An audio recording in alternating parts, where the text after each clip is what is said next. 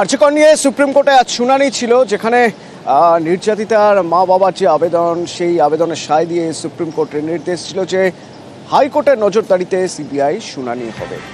সেক্ষেত্রে সুপ্রিম কোর্টের প্রধান বিচারপতির কি পর্যবেক্ষণ জানবো। নয়াদিল্লি থেকে আমার সঙ্গে মৈত্রী রয়েছে। মৈত্রী,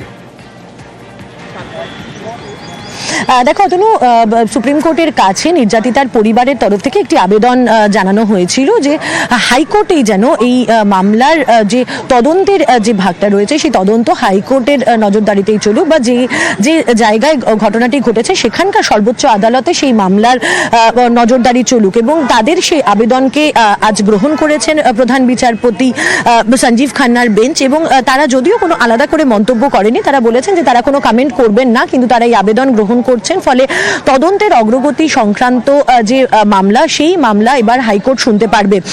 এবং তাতে যেটা একেবারে নির্যাতিতার পরিবারের আইনজীবী করুণা নন্দী, তিনি যেটা বলছেন যে এর ফলে তদন্তের যে বিভিন্ন পার্ট রয়েছে এবং যেখানে তদন্ত বেশ কিছুটা শ্লথ হয়ে গেছিল, তারা আশা করছেন যে হাইকোর্টের নজরদারিতে চলার ফলে সেখানে সেই তদন্তে অনেক বেশি গতি পাবে। এবং আরও যারা অভিযুক্তরা ছিলেন, যারা এমনকি যাদের নাম চার্জশিটে ছিল এবং যারা এই মুহূর্তে জামিনে বাইরে রয়েছেন, তারাও তাদের বিরুদ্ধেও কড়া পদক্ষেপ নেওয়া সম্ভব হবে।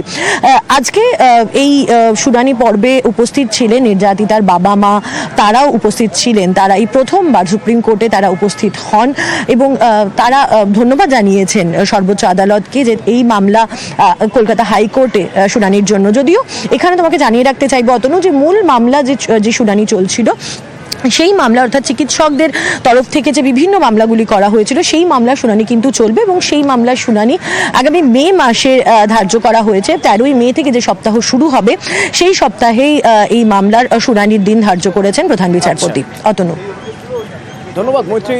তো নির্যাতিতার মা বাবার তরফে যে আইনজীবী করুণা নন্দী, তার কি বক্তব্য শুনুন।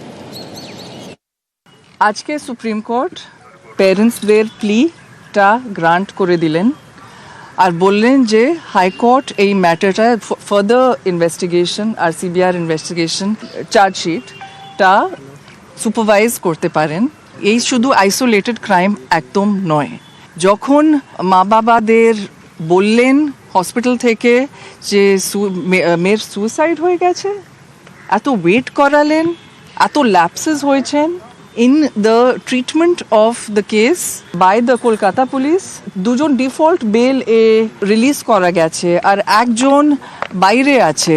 আর বেল কন্ডিশনস খুব উইক ছিল, যে সিবিআই বলেনি যে বেল কন্ডিশন টাফ হওয়া উচিত। আর ডিস্ট্রাকশন অফ এভিডেন্সের চার্জ হয়েছে, আর এই the officer in charge of Tala police station is out on bail. Can this be a situation today? So today the parents are looking to the court and looking to the CBI to bring justice, and to bring justice fast.